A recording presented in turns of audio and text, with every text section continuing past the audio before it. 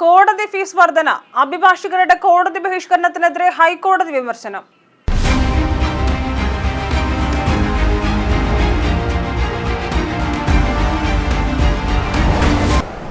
നമസ്കാരം, ജനശബ്ദം ന്യൂസിലേക്ക് സ്വാഗതം.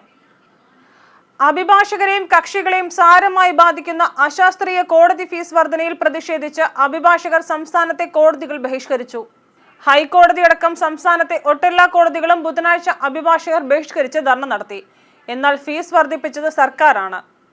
അതിന് കോടതി ബഹിഷ്കരിച്ചത് നിയമവിരുദ്ധവും യുക്തിക്ക് നിരക്കാത്തതെന്നും ഹൈക്കോടതി പറയുന്നു.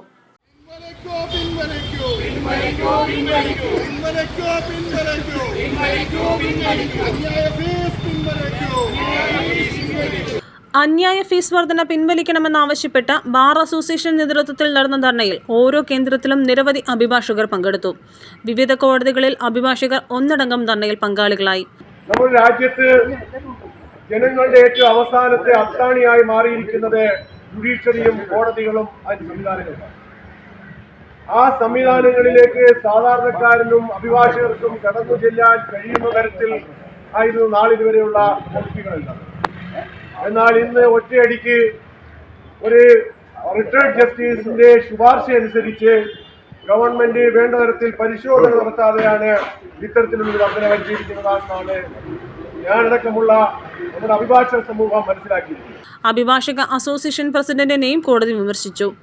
ചീഫ് ജസ്റ്റിസിന് അയച്ച കത്തിലെ ഉള്ളടക്കം അരോചകമെന്നും വിഷയം കോടതിയുടെ പരിഗണനയിലിരിക്കെ നടത്തിയ ബഹിഷ്കരണം അംഗീകരിക്കാനാവില്ലെന്നും ഹൈക്കോടതി വ്യക്തമാക്കി.